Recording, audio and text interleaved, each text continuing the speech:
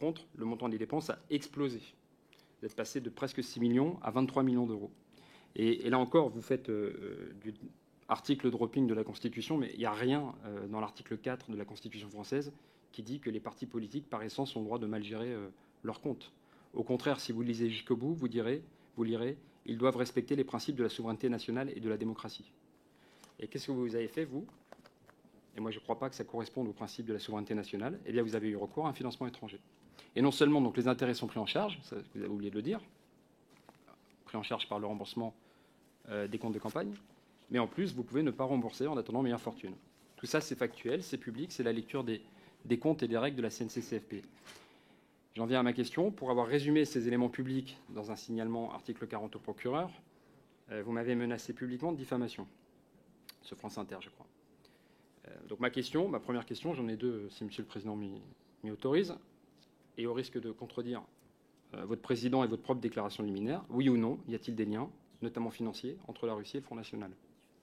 D'accord.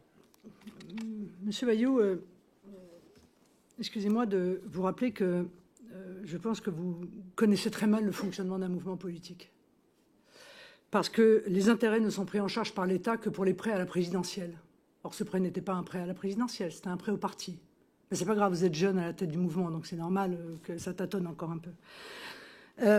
Vous me donnez des leçons de gestion.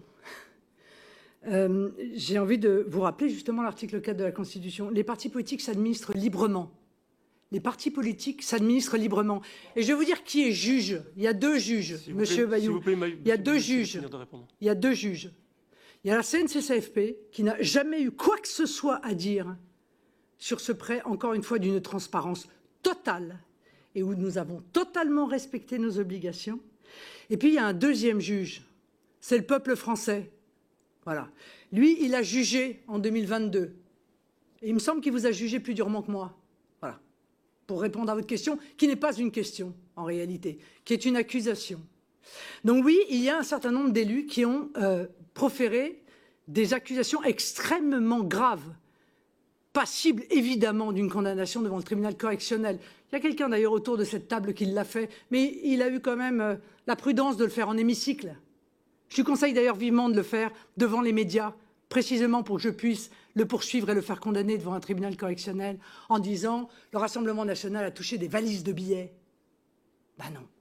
Tout cela relève de votre fantasme et de la facilité qui consiste à utiliser un soupçon pour tenter de nuire à un adversaire alors que, encore une fois, nous n'avons rien à nous reprocher dans cette affaire.